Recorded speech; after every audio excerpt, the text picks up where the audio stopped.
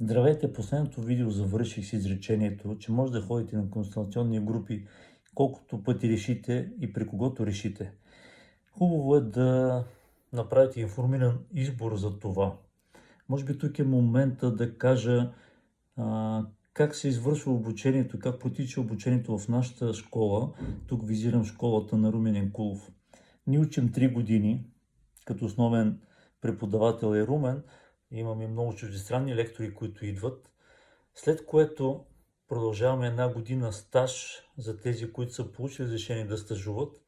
След тази 1 година се явяваме отново на супервизия и ако получим окончателното разрешение, ставаме пълноправни консулатори, поне според регламента на нашата школа.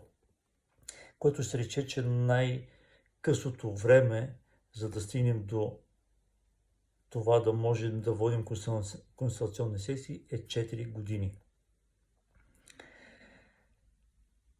За моя радост, аз успях да мина през всички тези стъпки и да имам възможността да предавам това знание, тази опитност, да мога да се срещам с вас по различни населени места в страната, понякога и извън страната.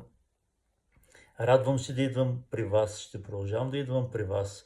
Ако някъде не съм успял все още да дойда, а имате желание, свържете се с мен, ще организираме и там да се случи събитие. Благодаря още веднъж за доверието и за това, че ме следвате и за това, че посещавате моите консултационни групи. Ще се радвам да отговоря на ваши въпроси, разбира се, стига да мога.